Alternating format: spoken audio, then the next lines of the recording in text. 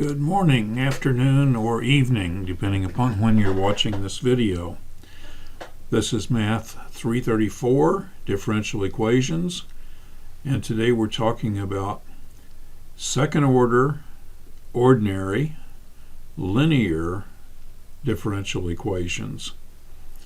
And as an example of that kind of an equation, we've got a shorthand here in the statement of Theorem 1 that I'm going to go through with you. But it would be y double prime plus p of x, y prime plus q of x, y. And this is the homogeneous equation, so it's equal to 0. If it was a non-homogeneous example, it would be equal to some function f of x. It's linear in y and the derivatives of y. It is not necessarily linear in the p of x, q of x. Those do not have to be linear functions. Now let's see with that background what Theorem 1 says. It says if I've got a homogeneous second order ordinary equation, if y1 and y2 are solutions, any solutions whatsoever, then y equal to a linear combination of y1 and y2 will also be a solution. And that's what we call the principle of superposition. So that's Theorem 1 from this section. Theorem 2 says that if p and q and f, now these are the coefficient functions out of the canonical form here, if these are continuous on some open interval I, and if a is an element of I, and if b0 and b1 are any two numbers, don't care what these are, b0, b1, just two numbers, then there will exist a unique solution to the differential equation on I, such that y of a, y would be the solution, y of a is equal to b0, and y prime of a is equal to b1. So under these very general conditions, just the coefficient functions have to be continuous. Then we're guaranteed that there will be a solution that will satisfy initial conditions, and it doesn't matter how you pick the b0 and b1. Now the b0 and b1 go with the a. A is just an element of the interval I. And y of a equal b0 says this solution will go through the pair b0 and I guess that would be b0 would be y of a, so it would go through the pair a b0, which would be a y of a, and it would leave that point with a slope b1, because the derivative at a would be the slope of that function. And it doesn't matter how you pick b0 and b1. Okay, that's Theorem 2. Theorem 4, skipping Theorem 3 for just a second. If y1 and y2 are solutions, and if they're nice enough, and leaving that undefined for the moment, if they're nice enough solutions to the homogeneous equation, y double prime plus p of x y prime plus q of x y equals 0. So I want y1 and y2 to be solutions, and there are some condition that we're kind of leaving, nice enough. There's a condition though on the y1 and y2. Then every solution y can be expressed as a linear combination of y1 and y2. So if we can find these nice enough solutions, y1 and y2, then every solution to the homogeneous differential equation I can express as a linear combination of the solutions y1 and y2. That's what some authors call a fundamental system. Fundamental because just a linear combination will give me any other solution. Now let's see if we can define nice enough. What does nice enough mean? Well, nice enough means that if y1 and y2 are two solutions, they're considered nice enough if they're linearly independent on the interval I. Now, we defined linearly independent last week, but it means, it could mean this. I mean, it does mean this. One, it means that one of these functions is not a constant multiple of the other. Neither is a constant multiple of the other. Or from Theorem 3, which we omitted up here, from Theorem 3, it also means that the Wronskian of y1, y2, evaluated at some xk in the interval, is not equal to 0. If that's the case, then y1 and y2 are linearly independent. And you need to read Theorem 3 a couple times to be sure you understand that. But Theorem 3 has got two parts, and in 3a it says if the functions y1 and y2 are linearly dependent, then their Wronskian will be identically equal to 0 on the interval I. Now, you have had the introduction to higher math, or whatever name we have on that course right now, but it's the one where you first encounter proving theorems. You know that this would be a conditional. It's an if-then statement. And the contrapositive would be equivalent to the conditional. And you form the contrapositive by denying the conclusion. If the negation of the conclusion, then the negation of the condition. So let's write that down and see what that would say. I have to deny this. If the Wronskian is not identically to 0 on I, then, now I have to deny this condition, then they are linearly independent. The y1 and y2 are linearly independent. And I guess instead of calling these x and y, these would be the two functions we're talking about. And let me just make a tiny change here, y1, y2. Now that just reads more consistent with what's above. So Theorem 3 implies what I just said because it's the contrapositive of 3a, and the conditional and its contrapositive are equivalent. All right. So that is a lot of theory, and we've got an existence theorem in there, and we've got another theorem that says, well, if you can find two linearly independent solutions to the homogeneous equation, then you've got a general solution.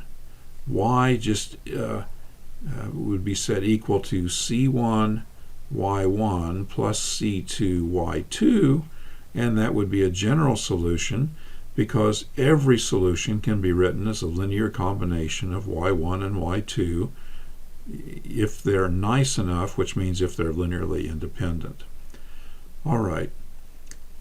Well, do there actually exist two linearly independent solutions? I mean, it's one thing to say that if you can find y1 and y2, then you've got a general solution y. But what guarantees us that we can find y1 and y2? And what guarantees us that we can always find y1 and y2 is the Theorem 2 that we talked about just a second ago. We're going to use Theorem 2 twice. Now here's how we're going to use it. Theorem 2 guarantees me that if I pick a b0 equal to 1 and a b1 equal to 0, and if I have an interval I containing a, and if of course the coefficient functions are continuous functions, then I know there's a unique solution, call it y1, that will satisfy y1 of a equals 1 and y1 prime of a is equal to 0. All right, so y1, I don't know what it is yet, but I'm guaranteed that it exists. Now use Theorem 2 again, but this time we're going to look for a solution called y2, where y2 of a is equal to 0 and y2 prime of a is equal to 1. So I'm just swapping the roles of b0 and b1, and down here it says 0, 1. Well, Theorem 2 guarantees me I can find y2. Now, are y1 and y2 linearly independent? Well, let's just think about it. If y1 is a constant multiple of y2, that means that y1 of a would equal k times y2 of a. y1, a constant multiple of y2. But let's see, y1 of a, we were guaranteed y1 of a was going to be 1. So this would be 1 is equal to k, a constant, times y2 of a, but y2 of a is equal to 0. So it says that 1 is going to be a constant times 0. Yeah, well, you know, that's not going to fly. This one equation is not going to be a constant multiple of the other. And you can set y2 equal to k y1 and get the same conclusion. Or you can actually set up the Wronskian and see that these conditions and the guaranteed existence of y1 and y2 imply that y1 and y2 not only exist, but they're linearly independent. So we know how, in theory, at least, no, we don't know how. We know that there exists a general solution to the homogeneous second-order linear differential equation. Now, we're going to, we have the existence theorem, but in practice, finding that solution can be quite tedious. But very, very often in applied problems, you're going to have a second order linear, but the coefficient functions will be constant. So you'll have constant coefficients, which we can write symbolically as a y double prime plus b y prime plus cy equals 0. So a and b and c are now constants. They're not some function of x, but they're constants. We would know for this solution also, since it is, what is it? It's second order, linear, homogeneous. We know that two linearly independent solutions exist. Still, we don't know how to find them. So let's see if we can find them. Now, keep in mind that a could not be 0, because if a was 0, then this equation wouldn't have a y double prime in it, and it wouldn't be a second order equation. It would be a first order equation, but we're talking about second order equations, and so a will not be 0. Let's see. So we want to find, we're guaranteed two linearly independent solutions to this equation. We want to find them. So let's start out this way. Just suppose that y equals e to the rx was a solution to this equation. Just suppose it was. Just go along with me and say, oh, okay, I'll believe that for a second. What follows then from that supposition? What actually follows? Well, if y is equal to e to the rx, then y prime would be r e to the rx, right? You just take the derivative. And y double prime would be the derivative of this function, so that would be r squared e to the rx.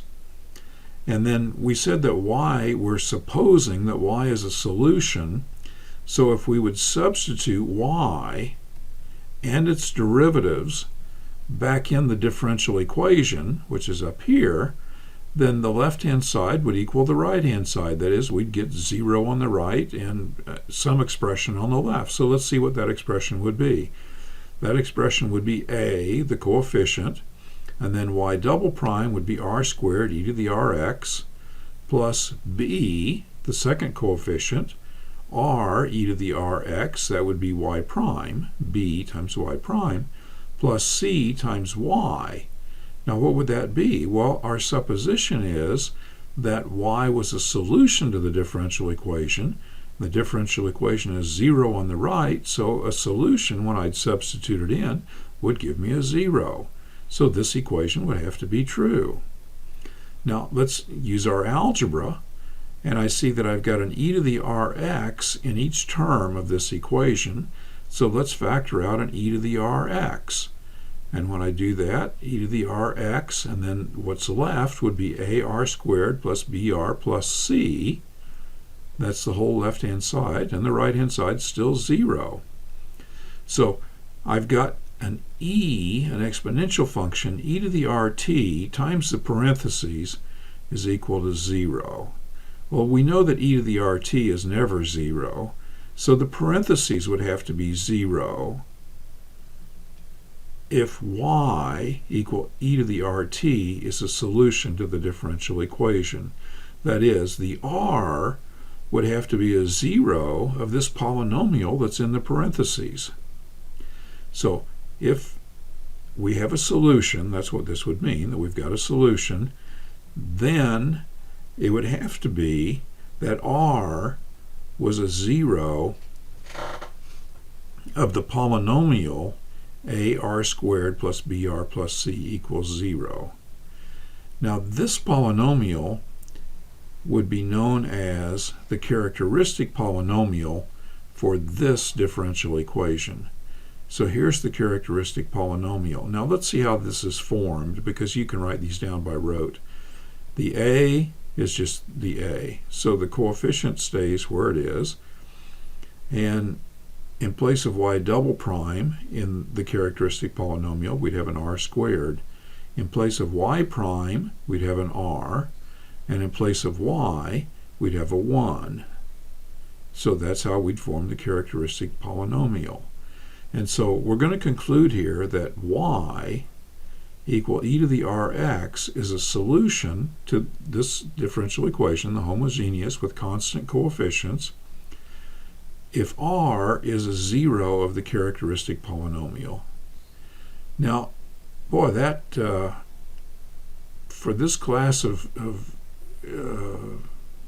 differential equations, that's tremendous, because finding solutions kind of boils down to finding the roots of polynomials, which is math that we've known for a long time. Let's just take it out for a test drive and see if this thing's actually working. So here's an example. This is one of the problems in the book. I think maybe it's number 38, although I'm not entirely sure, but you'll find it in the problems at the end of the chapter. 4y double prime plus 8y plus 3 is equal to 0. That's the differential equation. Notice that it's a second order, y double prime. It's linear because it's linear in y, and it has constant coefficients, 4 and 8 and 3. And so by inspection, I can write down the characteristic polynomial, which would be 4r squared plus 8r plus 3 is equal to 0. Now, e, let's see, y equal e to the rx is going to be a solution if r is a 0 of this polynomial. So how do we find the zeros of polynomials? That can be easy, that can be hard. But if we can factor the polynomial, that's the easiest way. So let's try to factor this polynomial. And I'm going to propose that that polynomial will factor into 2r plus 1 times 2r plus 3. So these would be the factors of that polynomial. And it would follow that the zeros of the polynomial then, if these are the factors, the zeros would be r equal negative 1/2 and r equal negative 3/2. And then it would further follow that two solutions to the differential equation would be y1 equal e to the negative 1/2 x and y2 equal e to the negative 3/2 x. So this would be y1 is e to the rx, where r is a 0 of the characteristic polynomial. And the same thing here, except this would be a different 0. So this would be how we would work this whole thing out if the polynomial, the characteristic polynomial, has distinct real roots. then y1 and y2 would be linearly independent solutions to the original differential equation, which I think has scrolled off the screen now. Now, that's a result. If you've got distinct real roots, then you would find y1 equals e to the r1 x, where r1 was the first of these two distinct real roots, and y2 equals r2 e to the r2 x, which would be the second of these distinct real roots. And of course, I'm assuming that you've seen the relationship here. The polynomial is order 2, so the characteristic polynomial is of degree 2, and a polynomial of degree 2 has 2 roots. Now the possibilities are distinct real roots. That's the case we're dealing with here, but we're going to have a couple other cases to deal with, because we could have repeated roots, or we could have complex conjugate roots. And so we've got 3 cases we have to deal with, but we've dealt with the first one now, distinct real roots, and this is what the solutions would look like. Now I just popped those solutions into the Wronskian just to remind you what the Wronskian is. We talked about that last week, and also to show you that these roots are going to be linearly independent.